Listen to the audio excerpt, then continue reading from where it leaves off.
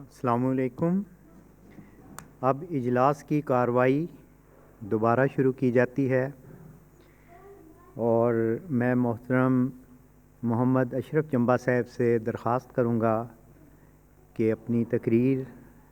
پیش کریں۔ آپ کی تقریر کا عنوان ہے کیا ہر خلیفہ خدا ہی بناتا ہے؟ اشہد ان لا الہ الا اللہ وحدہ لا شریک لہ واشہد ان محمدا عبدہ ورسولہ اما بعد فاعوذ باللہ من الشیطان الرجیم بسم اللہ الرحمن الرحیم وعد اللہ الذین آمنوا منکم وعملوا الصالحات لا يستخلفنهم في الأرض كما استخلف الذين من قبلهم ولا يمكنن لهم دينهم الذي ارتضى لهم ولا يبدلنهم من بعد خوفهم آمنا يعبدونني لا يشركون بي شيئا ومن كفر بعد ذلك فأولئك هم الفاسقون۔ میرے عزیز بھائیوں، بہنوں، دوستوں، میں آج قرآن کریم کی اسی آیت کریمہ اور سیدنا حضرت امام مہدی علیہ السلام کو منصف مناتے ہوئے اپنے جن خیالات کا اظہار کرنا چاہتا ہوں ان کا عنوان ہے کیا ہر خلیفہ خدا ہی بناتا ہے؟ ابھی میں نے جو آیت کریمہ کی تلاوت فرمائی ہے یہ سورہ نور کی آیت 56 جو آیت استخلاق کے نام سے پہچانی جاتی ہے، اس میں اللہ تعالیٰ فرماتا ہے تم میں سے جو لوگ ایمان لائے اور نیک اعمال بجا لائے ان سے اللہ تعالیٰ نے پختہ وعدہ کیا ہے کہ انہیں ضرور زمین میں خلیفہ بنائے گا جیسا کہ اس نے ان سے پہلے لوگوں کو خلیفہ بنایا، اور ان کے لیے ان کے دین کو جو اس نے ان کے لیے پسند کیا ضرور تمکنت عطا کرے گا، اور ان کی خوف کی حالت کے بعد ضرور انہیں امن کی حالت میں بدل دے گا۔ وہ میری عبادت کریں گے، میرے ساتھ کسی کو شریک نہیں ٹھہرائیں گے، اور جو اس کے بعد بھی ناشکری کرے تو یہی وہ لوگ ہیں جو نافرمان ہیں۔ میرے عزیز دوستو، جیسا کہ آپ سب جانتے ہیں گزشتہ ایک صدی سے جماعت احمدیہ محمود کا یہ عقیدہ چلا آ رہا ہے کہ خلیفہ خدا بناتا ہے۔ اس کے بنانے میں کسی انسان کا کوئی عمل دخل نہیں ہے۔ خدائے پاک وحی خفی سے ممبران انتخاب کمیٹی کے دلوں کو اس وجود کی طرف پھیر دیتا ہے جسے اس نے اپنا خلیفہ بنانا ہوتا ہے، پھر وہ وجود خلیفہ منتخب ہو کر ہر غلطی سے پاک خدا کا بنایا ہوا خلیفہ کہلاتا ہے۔ ان کا یہ بھی دعویٰ ہے کہ منتخب ہونے کے بعد چونکہ وہ بلند شان و شوکت، بلند مرتبہ اور پرنور خدا کا بنایا ہوا خلیفہ ہوتا ہے، اس لیے اس کی اتباع اور فرمانبرداری ہر مرد و زن اور طفل و خادم پر واجب ہوتی ہے۔ اس کی اتباع نہ کرنے والا باغی اور اس کے قول و فعل پر اعتراض یا تنقید کرنے والا منافق اور فاسق ہوتا ہے، جس کی جماعت میں کسی قسم کی کوئی جگہ یا گنجائش نہیں ہوتی۔ اس کا جماعت سے اخراج کر کے سوشل بائیکاٹ اور مقاطعہ کر دیا جاتا ہے۔ اس دوران افراد جماعت میں کسی کو اس کے ساتھ بول چال اور تعلقات رکھنے کی اجازت نہیں ہوتی تاکہ جماعت کے دوسرے افراد اس کی بری سوچ سے محفوظ رہ سکیں۔ چنانچہ اس من گھڑت عقیدہ کی بنیاد رکھتے ہوئے جناب مرزا بشیر الدین محمود احمد صاحب فرماتے ہیں بے شک میں نبی نہیں ہوں لیکن میں نبوت کے قدموں پر اور اس کی جگہ پر کھڑا ہوں۔ ہر وہ شخص جو میری اطاعت سے باہر ہوتا ہے وہ یقیناً نبی کی اطاعت سے باہر ہوتا ہے۔ یہ ہے آیت استخلاف سے منسوب جماعت احمدیہ کا وہ خدا نما عقیدہ جس کی بنیاد پر کہا جاتا ہے کہ ہر انتخابی خلیفہ خدا بناتا ہے۔ اس عقیدہ کے مطابق اللہ تعالیٰ کے برگزیدہ مرسلین، انبیاء اور احمدی خلفاء کے مقام و مرتبہ میں گویا کوئی خاص فرق نہیں ہے، اور جب مقام و مرتبہ میں کوئی خاص فرق نہیں تو پھر اطاعت اور فرمانبرداری میں کیوں کر فرق ہو سکتا ہے؟ اس لیے خلیفہ وقت کی اطاعت نہ کرنے والا گویا انبیاء کا باغی ہے۔ جب انبیاء کا باغی ہوا تو یقیناً وہ اللہ کا بھی باغی ہوا۔ چنانچہ خلیفہ کی اطاعت اور فرمانبرداری کو ایمان کی جگہ رکھتے ہوئے جناب مرزا محمود احمد صاحب مزید فرماتے ہیں، یاد رکھو ایمان کسی خاص چیز کا نام نہیں ہے، بلکہ ایمان نام ہے اس بات کا کہ خدا تعالیٰ کے قائم کردہ نمائندہ یعنی خلیفہ وقت کی زبان سے جو بھی آواز بلند ہو اس کی اطاعت اور فرمانبرداری کی جائے۔ 1000 دفعہ کوئی شخص کہے کہ میں مسیح موعود پر ایمان لاتا ہوں، 1000 دفعہ کوئی کہے کہ میں احمدیت پر ایمان رکھتا ہوں، خدا کے حضور اس کے ان دعووں کی کوئی قیمت نہیں ہوگی جب تک وہ اس شخص یعنی خلیفہ وقت کے ہاتھوں میں اپنا ہاتھ نہیں دیتا جس کے ذریعہ خدا اس زمانہ میں اسلام قائم کرنا چاہتا ہے۔ جب تک جماعت کا ہر شخص پاگلوں کی طرح اس کی اطاعت میں اپنی زندگی کا ہر لمحہ بسر نہیں کرتا، اس وقت تک وہ کسی قسم کی فضیلت کا حقدار نہیں ہو سکتا۔ الفضل 15 نومبر 1946۔ میں غالباً مرزا بشیر الدین محمود احمد صاحب کے پچھلے حوالہ کے متعلق بتانا بھول گیا، وہ بھی الفضل 4 ستمبر 1937 سے میں نے لیا ہے۔ جناب مرزا بشیر الدین محمود احمد صاحب کے ان دونوں بیانات سے جماعت احمدیہ محمود کا عقیدہ خلافت ازر من شمس ہے۔ گویا ان کے انتخابی خلفاء اور اللہ تعالیٰ کے برگزیدہ انبیاء و مرسلین کے مقام و مرتبہ میں کوئی خاص فرق نہیں ہے، اور نہ ہی اطاعت اور فرمانبرداری کے معیار میں کوئی فرق ہے، بلکہ یہ دونوں اقتباس اس عقیدہ کی کھلی چگلی بھی کھا رہے ہیں کہ کوئی انسان سیدنا حضرت امام مہدی علیہ السلام کے تمام دعووں پر ایمان لا کر بھی اس کا مومن نہیں ہو سکتا جب تک وہ ان کے انتخابی خلیفہ کی اطاعت و فرمانبرداری کی بیعت نہیں کرتا، نعوذ باللہ من ذالک۔ میرے عزیز دوستو، اب ان کے اس عقیدہ یا دعویٰ میں کتنی صداقت ہے، کتنی اور کہاں تک سچائی ہے، یہ جاننے کے لیے آئیے دیکھتے ہیں کہ کیا قرآن و سنت، خلفائے راشدین جو کہ انتخابی خلفہ تھے، یا مسیل مصطفیٰ حکم و عدل سیدنا حضرت امام مہدی علیہ السلام کی تحریر و تقاریر یا اقوال و افعال سے بھی اس کی کوئی تصدیق یا تائید ملتی ہے کہ احمدی خلفاء کا مقام و مرتبہ اور ان کی دباؤ اور فرمانبرداری کا معیار وہی ہونا چاہیے جو جناب مرزا محمود احمد صاحب بیان فرما رہے ہیں؟ اگر ملتی ہے تو سبحان اللہ، کسی کو ماننے میں کسی قسم کی کوئی قباحت نہیں ہونی چاہیے، لیکن اگر نہیں ملتی تو پھر میں سمجھتا ہوں کہ اس سے بڑھ کر خلافت کے نام پر اس صدی کا کوئی دوسرا دجل عظیم نہیں ہو سکتا۔ جہاں تک میرا مطالعہ اور تحقیق ہے، قرآن و سنت، خلفائے راشدین اور سیدنا امام مہدی علیہ السلام کی تحریر و تقاریر سے اشارتاً بھی کوئی ایسی تصدیق یا تائید نہیں ملتی جس سے پتہ چلتا ہو کہ ان کا یہ عقیدہ یا دعویٰ سچا ہے، بلکہ اگر ہم اس پہ غور کرتے ہیں تو صریحاً ان کے اس عقیدہ کی تردید ملتی ہے۔ اگر ان کا یہ عقیدہ یا دعویٰ سچا ہوتا تو خلفائے راشدین کے اقوال و افعال سے اس کی تصدیق ملتی،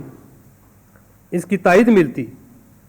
تردید یا تحقیر ہرگز نہ ملتی، جیسے کہ سیدنا حضرت صدیق اکبر رضی اللہ تعالیٰ عنہ منصب خلافت سنبھالتے ہی فرماتے ہیں۔ آپ رضی اللہ تعالیٰ عنہ فرماتے ہیں، اے مسلمانوں، मैं सिर्फ तुम्हारे जैसा उम्मत का एक फ़र्द हूँ, मैं सिर्फ शरीयत की पैरवी करने वाला हूँ, मैं इसमें कोई चीज़ नई दाखिल नहीं कर सकता। अगर मैं इस शरीयत पर सीधा चलता रहूँ तो तुम मेरी इत्बा करना, अगर मैं इससे इधर उधर हो जाऊँ तो तुम मुझे सीधा कर देना। फिर आप रज़ी अल्लाह तआला अन्हु फरमाते हैं, जब तक मैं अल्लाह और उसके रसूल की अतात करता रहूँ तो तुम मेरी अतात करते रहो, और जब मैं अल्लाह और उसके रसूल की नाफरमानी करो तो तुम पर मेरी अतात वाजिब नहीं है। मेरे अजीज़ दोस्तों, ये है खलीफातुर रसूल, जिसने अपनी ज़िंदगी का लम्हा लम्हा हुज़ूर सल्लल्लाहु अलैहि वसल्लम के कदम में गुजारा और दीन इस्लाम का पहला इंतखाबी खलीफा हुआ। और आप रज़ी अल्लाह तआला अन्हु के ये अल्फाज खुली जनाब मिर्ज़ा बशीरुद्दीन महमूद अहमद के बयानात की तरदीद हैं। फिर सैयदना हज़रत फ़ारूक आज़म रज़ी अल्लाह तआला अन्हु मनसब खिलाफत पर बैठते ही फरमाते हैं, ऐ मुसलमानों, तुम में से जो कोई भी मेरे अंदर कोई कजी देखे तो उस पर फ़र्ज़ है कि उस कजी को सीधा कर दे। क्या सैयदना फ़ारूक आज़म का ये फरमान भी इनके अक़ीदा या दावा की वाज़ेह तरदीद नहीं है? फिर सैयदना हज़रत उस्मान गनी खिलाफत के ओहदे पर फायज़ होकर फरमाते हैं, ऐ मुसलमानों, होशियार होकर सुन लो, तुम मुझसे अल्लाह की किताब और उसके रसूल सल्लल्लाहु अलैहि वसल्लम की सुन्नत की इत्तबा के बाद 3 चीज़ों का मुतालबा कर सकते हो, जिनमें से एक ये है कि उन लोगों की इत्तबा जो मुझसे पहले हुए हैं, उन अमूर में जिनमें तुम्हारा इजमा हो चुका है। इसी तरह आखिरी खलीफा राशिद सैयदना हज़रत अली रज़ी अल्लाह तआला अन्हु भी खिलाफत की गद्दी संभालते हुए फरमाते हैं, तुम मेरी बैत करो और इस बैत के बाद तुम्हारा हक है कि तुम देखो कि आया अल्लाह ताला की किताब और उसके रसूल की सुन्नत पर अमल करता हूँ या नहीं। अगर नहीं करता तो तुम मुझसे उसका मुतालबा करो। क्या आज कोई अहमदी अपने खलीफा वक्त से इस किस का मुतालबा करने की ज़रूरत रखता है? मेरे अजीज़ दोस्तों, अपनी ज़िंदगी का एक एक लम्हा हुज़ूर सल्लल्लाहु अलैहि वसल्लम के शाना बिशाना पहलू ब पहलू गुजारने वाले खुलफा राशिदीन के ये फरमूदात जनाब मिर्ज़ा महमूद अहमद साहिब के बयान और जमात अहमदिया महमूद के अक़ीदा की खुली नफ़ी फरमा रहे हैं, जिससे साबित होता है कि इनका ये अक़ीदा सरासर लग़्व और बातिल है, जो महज अपने अग़राज़ व मकासद के लिए बनाया गया है और जिसका सिद्क़ और सच्चाई से दूर दूर का भी कोई ताल्लुक़ नहीं है। आइए अब देखते हैं कि क्या इंतखाबी खिलाफत के मुतल्लक़ हज़रत हकम अदल सैयदना इमाम महदी अलैहिस्सलाम का भी यही अक़ीदा था जो जमात अहमदिया का आज अक़ीदा है कि खलीफा खुदा बनाता है, और खिलाफत अहमदिया महमूद ही सूरह नूर की आयत इस्तख़लाफ़ की मिसदाक है और इसकी इत्बा वही है जो जनाब मिर्ज़ा महमूद अहमद साहब ने बयान की है। अज़ीज़ दोस्तों, आगे बढ़ने से पहले मैं एक बहुत ही अहम बात करना चाहता हूँ, वो ये कि सैयदना हज़रत इमाम महदी अलैहिस्सलाम कोई आम इंसान ना थे, बल्कि आप अलैहिस्सलाम साहिब वही व इल्हाम और साहिब बसीरत इंसान थे। आप अलैहिस्सलाम का इल्म सारी दुनिया के आलमों, फाज़लों, उमरा और खुलफा से कहीं बढ़कर था। कुरान करीम का इल्म तो अल्लाह ताला ने बतौर ख़ास आप अलैहिस्सलाम को अता किया था। फिर क्यों कर हो सकता है कि आयत इस्तख़लाफ़ का इल्म आपसे पोशीदा हो या आपसे बढ़कर किसी और को हो? आयत इस्तख़लाफ़ का ज़िक्र करते हुए आप अलैहिस्सलाम अपनी कुतुब में मुतअद्दिद जगह लिखते हैं कि इस आयत करीमा में वादा दी गई खिलाफत मूसविया की मसील है, जिसके आखिरी खलीफा सैयदना हज़रत ईसा अलैहिस्सलाम थे। इसी तरह हुज़ूर अपनी तसानीफ़ में मुतअद्दिद जगह ख़ुद को भी इसी आयत करीमा का मिसदाक ठहराते हैं। इससे साफ पता चलता है कि हुज़ूर के अक़ीदा के मुताबिक आयत इस्तख़लाफ़ में वादा दी गई खिलाफत इलामी खिलाफत है, ना कि इंतखाबी खिलाफत। जहाँ तक इंतखाबी खिलाफत का ताल्लुक़ है, उसके मुतल्लिक़ हुज़ूर अलैहिस्सलाम का ये अक़ीदा था कि अंबिया व मशाइख़ की वफ़ात के बाद जो पहला खलीफा मुंतखब होता है वो आयत इस्तख़लाफ़ का मिसदाक होता है। ये बहुत ही एक अहम हुज़ूर का मैं बयान आपके सामने रखना चाहता हूँ। हुज़ूर का जो इंतखाबी खिलाफत के मुतल्लिक़ अक़ीदा था یعنی کہ حضور علیہ السلام کا یہ عقیدہ تھا کہ انبیاء و مشائخ کی وفات کے بعد جو قوم پہلا خلیفہ منتخب کرتی ہے وہ آیت استخلاف کا مصداق ہوتا ہے. اس کے بعد آنے والے خلفاء کے متعلق حضور کا یہ عقیدہ ہرگز نہیں تھا. جیسے کہ حضور علیہ السلام فرماتے ہیں صوفیہ نے لکھا ہے جو شخص کسی شیخ یا رسول اور نبی کے بعد خلیفہ ہونے والا ہوتا ہے تو سب سے پہلے خدا کی طرف سے اس کے دل میں حق ڈالا جاتا ہے. جب کوئی رسول و مشائخ وفات پاتے ہیں تو دنیا پر ایک زلزلہ آ جاتا ہے اور وہ ایک بہت ہی خطرناک وقت ہوتا ہے، مگر خدا کسی خلیفہ کے ذریعے اس کو مٹاتا ہے اور پھر گویا اس امر کا اثر نو اس خلیفہ کے ذریعے اصلاح و استحکام ہوتا ہے. حضرت صلی اللہ علیہ وآلہ وسلم نے کیوں اپنے بعد خلیفہ مقرر نہ کیا؟ اس میں بھی یہی بھید تھا کہ آپ صلی اللہ علیہ وسلم کو بھی خوب علم تھا کہ اللہ تعالیٰ خود ایک خلیفہ مقرر فرمائے گا، کیونکہ یہ خدا کا ہی کام ہے اور خدا کے کام میں نقص نہیں. چنانچہ انہوں نے حضرت ابو بکر صدیق کو اس کام کے واسطے خلیفہ بنایا اور سب سے اول حق انہیں کے دل میں ڈالا. الحکم 12 نمبر 27 صفحہ 6 مورخہ 14 اپریل 1908. حضور کے اس حوالہ کی عبارت الاعلان پکار رہی ہے کہ نبی کی وفات کے بعد جس شخص نے خلیفہ ہونا ہوتا ہے وہ خدا کے انتخاب سے ہوتا ہے، اور اس کی وجہ بھی بیان فرما دی ہے کہ نبی کی وفات پر دنیا پر ایک زلزلہ کی صورت طاری ہو جاتی ہے اور مومنین کے لیے وہ ایک بہت ہی نازک وقت ہوتا ہے. اس لیے خدا کے انتخاب کی ضرورت ہوتی ہے تا اس دین کو جس طرح اس نے اپنے نبی کے ذریعہ قائم کیا تھا اس کے خلیفہ کے ذریعہ مستحکم رکھے. لیکن اس کے بعد چونکہ وہ نازک اور خطرناک وقت گزر جاتا ہے، قوم اپنی دانست سے جس کے ہاتھ پہ چاہے اکٹھی ہو جائے. چنانچہ رسول کریم صلی اللہ علیہ وسلم کا اپنے بعد کسی کو خود خلیفہ مقرر نہ کرنے کی وجہ بھی آپ علیہ السلام نے یہی بیان فرمائی ہے. یہاں حضور صلی اللہ علیہ وسلم اس قانون الہی کو خوب جانتے تھے. آپ صلی اللہ علیہ وسلم کو اس بات کا خوب ادراک اور آگہی تھی کہ میری وفات کے بعد اللہ تعالیٰ کسی ایسے شخص کو ہی کھڑا کرے گا جس کے دل میں وہ خود حق ڈال کر اپنے اس دین کو مستحکم رکھے گا. پھر حضور اپنے اسی عقیدہ کی مزید وضاحت کرتے ہوئے روحانی خزائن جلد 8 سر الخلافہ میں فرماتے ہیں، اور اس میں کوئی شک نہیں کہ آیت استخلاف کی اس پیشگوئی کا مصداق کہ اللہ تعالیٰ ایسے زمانے میں کسی مومن کو خلیفہ بنائے گا اور مومنوں کو ان کے خوف کے بعد امن دے گا اور متزلزل دین کو استحکام بخشے گا اور مفسدوں کو ہلاک کرے گا، سوائے ابو بکر اور آپ رضی اللہ تعالیٰ عنہ کے زمانہ کے کوئی اور نہیں ہو سکتا. یہ ہے آیت استخلاف کے اس حصے کے متعلق آپ علیہ السلام کا عقیدہ، جس میں اللہ تعالیٰ نے فرمایا ہے کہ اللہ ان کے خوف کی حالت کو امن کی حالت میں بدل دے گا. پھر آپ علیہ السلام اپنے اس عقیدہ کو پرزور وضاحت کرتے ہوئے فرماتے ہیں، حضرت صدیق اکبر کی خلافت کے سوا آیات استخلاف کو کسی اور کی خلافت پر محمول نہیں کیا جا سکتا اور ممکن نہیں کہ دوسرے لوگوں میں سے اس کی نظیر پیش کی جا سکے. حضور کے فرمان سے ثابت ہوتا ہے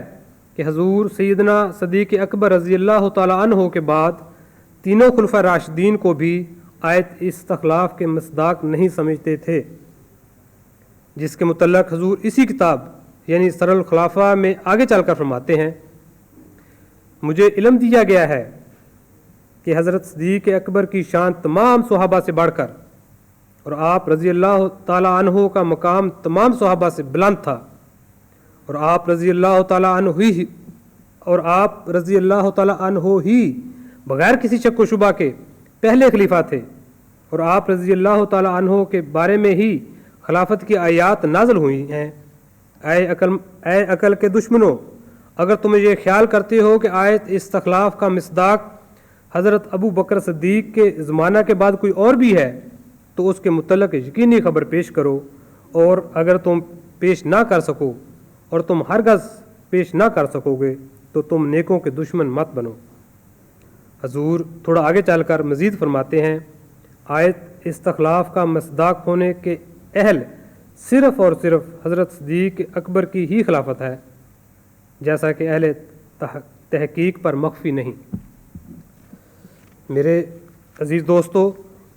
इन हवालों पर गौर करके देखो कि हजूर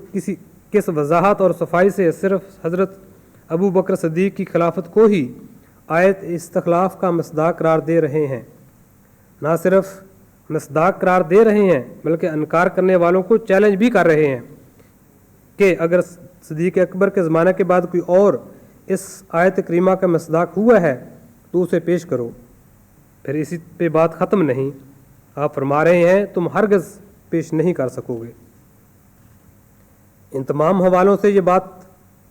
साबित होती है कि आयत इस्तखलाफ में इशारा करदा इंतखाबी खिलाफत के मुतल्लक़ सैयदना हज़रत इमाम महदी का ये अकीदा था कि किसी नबी या शेख की वफ़ात के बाद तमाम खुलफा खुदा ताला के बनाए हुए नहीं होते, या तमाम खुलफा खुदा ताला ही नहीं बनाया करता, बल्कि आयत इस्तखलाफ के तहत पहले खलीफा की इंतखाब में अल्लाह ताला का दखल होता है व बस। इसके बाद मुंतखब होने वाले खुलफा को कौम खुद अपनी दानिश से चुनती है, जिनका आयत इस्तखलाफ से कोई तल्लुक़ नहीं।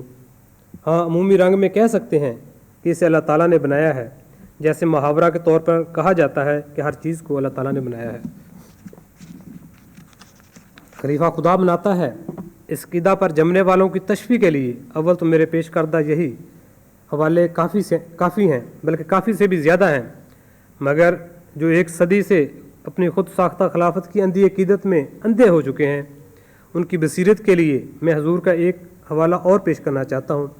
जो इस बात की कती फैसला करता है कि इनका ये अकीदा ना सिर्फ मन घड़त और ख़ुद साख्ता है, बल्कि सदी का सबसे बड़ा दजल भी है, जो उन्होंने अपने अगराज़ व मक़ासद के लिए बना रखा है। हजूर फरमाते हैं, लेकिन हज़रत अली की खिलाफत इस अमन की मिसदाक नहीं है, लेकिन हज़रत अली की खिलाफत इस अमन की मिसदाक नहीं है जिसकी बिशारत रहमान यानी अल्लाह की तरफ से आयत इस्तखलाफ में दी गई है, बल्कि हज़रत अली मुर्तज़ा रज़ी अल्लाह तआला अन्हो को उनके ज़माने के लोगों की तरफ से सख्त तकलीफ़ दी गई और आप रज़ी अल्लाह तआला अन्हो की खिलाफत मुख्तलिफ़ किस्म के फितनों और फसादों के नीचे रौंद दी गई। आप रज़ी अल्लाह तआला अन्हो पर अल्लाह ताला का फ़ज़ल बड़ा था, लेकिन आपकी ज़िंदगी गमो अलम में गुजरी और आप इस बात पर कादर ना हुए कि दीन की इशाअत कर सकें और शयातीन को शिकस्त दे सकें, जैसा कि पहले खुलफा करते रहे हैं। बस ये मुमकिन नहीं कि हम आपकी खिलाफत को आयत इस्तखलाफ की बिशारत का मसदाक करार दे सकें। बस आप रज़ी अल्लाह तआला अन्हु की खिलाफत यकीनन फसाद, बगावत और खसरान के ज़माने में थी, और इस ज़माने में अमन ज़ाहिर नहीं हुआ, बल्कि अमन के बाद खौफ ज़ाहिर हुआ और फितने शुरू हो गए और तकालीफ और मसाइब पे दर पे आ गए और इस्लाम के निज़ाम में खलल ज़हूर पजीर हो गए। अल-आखिरुल अनाम सल्लल्लाहु अलैहि वसल्लम की उम्मत में इख्तलाफात नमूदार हो गए और फितनों के दरवाज़े खुल गए और कीने और बुग़्ज़ ने सर निकाल लिया और हर नए दिन नई कौम का झगड़ा शुरू हो जाता था और ज़माने के फितने कसीर हो गए थे और अमन के परिंदे उड़ गए थे। मुफासद जोशों पर थे और फितने मौजे मार रहे थे। रूहानी ख़ज़ाइन जिल्द 8 किताब सरल खिलाफा। अब ये बात तमाम इस्लामी दुनिया में मुसल्लम है कि सैयदना हज़रत अली रज़ी अल्लाह तआला अन्हु खलीफा बरहक थे और यकीनन आप खलीफा बरहक थे। तमाम अहमदी अहबाब भी आपको खलीफा बरहक तस्लीम करते हैं। बस वो तमाम अहबाब जो खलीफा बरहक की ये अलामत समझते हैं कि उनके ज़माने में उनका दीन रूए ज़मीन पर मुस्तहकम होता है और खौफ अमन में बदल जाता है, वो सैयदना हज़रत इमाम महदी के इस हवाले पर गौर फरमाएँ और देखें कि क्या हजूर अलैहिस्सलाम उनके इस ख्याल या दावा की नफ़ी नहीं फरमा रहे हैं। यकीनन नफ़ी फरमा रहे हैं। हजूर सरीहन फरमा रहे हैं कि सैयदना हज़रत अली के दौर में दीन की इशाअत ना हो सकी, शयातीन को नीचा ना दिखाया जा सका और ना सिर्फ के खौफ अमन में ना बदला, बल्कि उसके बरक्स امن خوف سے متبدل ہو گیا، بلکہ میں تو یہاں تک سمجھتا ہوں کہ سیدنا ابو بکر صدیق رضی اللہ تعالیٰ عنہ کی خلافت کے بعد کم و بیش تمام خلفائے راشدین کے ادوار میں ایسا ہی ہوتا رہا۔ پس حضور کے اس حوالہ سے صاف ثابت ہوتا ہے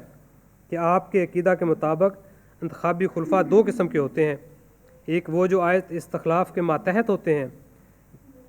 جن کے متعلق حضور علیہ السلام نے فرمایا ہے کہ انبیاء کی وفات کے بعد جو پہلے خلیفہ منتخب ہوتے ہیں جیسے سیدنا ابو بکر صدیق وغیرہ، اور دوسرے وہ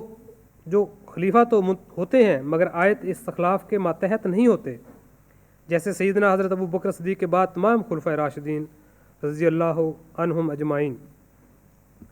میرے عزیز دوستو، سیدنا حضرت امام مہدی کی ان تحریرات سے جہاں آپ علیہ السلام کا عقیدہ یعنی عقیدہ خلافت روز روشنی کی طرح واضح ہو جاتا ہے، وہاں جماعت احمدیہ محمود کے اس عقیدہ یا دعویٰ پر بھی باطل ہونے کی مہر تصدیق ثبت ہو جاتی ہے کہ ہر خلیفہ خدا بناتا ہے، اور یہ کہ جماعت احمدیہ محمود کے خلفاء کو بھی آیت استخلاف کے تحت خدا نے ہی بنایا ہے۔ جب ان کا یہ عقیدہ یا دعویٰ باطل ثابت ہو جاتا ہے تو کیا جناب مرزا محمود احمد صاحب کے وہ تمام بیانات جو میں نے شروع میں آپ سب کے سامنے رکھے ہیں جھوٹ کا پلندہ ثابت نہیں ہو جاتے؟ بالکل ہو جاتے ہیں۔ اگر نہیں ہوتے تو پھر ایسا سمجھنے والے کے متعلق میں یہ کہنے میں حق بجانب ہوں کہ اس نے سیدنا حضرت امام مہدی علیہ السلام کے عقیدہ کو جھٹلا دیا، کیونکہ اس نے سیدنا امام مہدی علیہ السلام کے عقیدہ کے مقابل جماعت احمدیہ محمود کے اس عقیدہ کو ترجیح دی جو سیدنا امام مہدی کے عقیدہ کے خلاف ہے، جس کے متعلق ایک احمدی سوچ بھی نہیں سکتا۔ میرے عزیز دوستو، جہاں تک خلافت احمدیہ محمود کا تعلق ہے، اسے آیت استخلاف سے منسوب کرنا تو بہت دور کی بات ہے، یہ تو خلافت کے زمرے میں ہی نہیں آتی، کیونکہ خلافت ہوتی ہے صاحب شریعت انبیاء کی، جبکہ سیدنا حضرت امام مہدی علیہ السلام ایک ذلی بروزی یا غیر شرعی نبی تھے۔ آپ کے بعد اول تو کسی خلافت کا جواز ہی نہیں بنتا، لیکن پھر بھی اگر کوئی بضد ہے تو زیادہ سے زیادہ حضرت حکیم مولانا انور الدین کو آپ کا خلیفہ راشد کہا جا سکتا ہے یا سمجھا جا سکتا ہے، بس۔ اس کے بعد تو ایک امامت کا سلسلہ ہے جسے اپنے اغراض و مقاصد کی خاطر خلافت کا نام دیا گیا ہے۔ بس میں اپنے تمام احمدی بہن بھائیوں سے گزارش کرتا ہوں کہ وہ اپنے اس من گھڑت عقیدہ کو چھوڑ کر اپنے آقا سیدنا حضرت امام مہدی کے مدرجہ ذیل ارشاد، جو شخص مجھے دل سے قبول کرتا ہے وہ دل سے اطاعت بھی کرتا ہے، اور ہر ایک حال میں مجھے حکم و عدل ٹھہراتا ہے، اور ہر ایک تنازع کا مجھ سے فیصلہ چاہتا ہے، مگر جو شخص مجھے دل سے قبول نہیں کرتا اس میں تو نخوت، خود پسندی اور خود اختیاری پاؤ گے۔ بس جانو کہ وہ مجھ سے نہیں ہے، کیونکہ وہ میری باتوں کو جو مجھے خدا سے ملی ہیں عزت سے نہیں دیکھتا، اس لیے آسمان پر اس کی عزت نہیں ہے۔ پر عمل کرتے ہوئے حضور کے اس عقیدہ کی طرف لوٹ آؤ تا نجات پاؤ۔ اے رب العالمین، تو ہر احمدی کو اپنے فضل سے سیدنا حضرت امام مہدی کے ہر فیصلہ پر ایمان لانے، دل سے قبول کرنے اور انشراح صدر سے قبول کرنے کی توفیق عطا فرما، اور ہر احمدی کو حضرت مسیح موعود علیہ السلام کے اس ذکی غلام جس کی آپ علیہ السلام نے بے شمار پیشگوئی میں ذکر فرمایا ہے، اس کو پہچاننے کی توفیق عطا فرما۔ وآخر دعوانا ان الحمدللہ رب العالمین۔ جزاک اللہ محمد اشرف جمبا صاحب، ایک بہت ہی اچھی تقریر ہر اس شخص کے لیے جو خلافت کے بارے میں تحقیق کرنا چاہتا ہو، ایک بہترین میسیج ہے۔ اور وہ لوگ جو حضرت مسیح علیہ السلام کی کتب جن کا حوالہ اشرف جمبا صاحب نے پیش کیا ہے، تحفۃ الگلوریہ اور سر الخلافہ، اگر مطالعہ نہ کر سکتے ہوں تو اس تقریر کو دوبارہ سنیں، اس میں ان کے لیے بہت سے سوالات جو خلافت کے بارے میں ہیں اس کے جوابات ملیں گے۔ اللہ تعالیٰ انہیں جزا عطا فرمائے، ایک بہت اچھی تقریر انہوں نے پیش کی۔ اس کے ساتھ اب پہلے اجلاس کی کارروائی ختم ہوتی ہے۔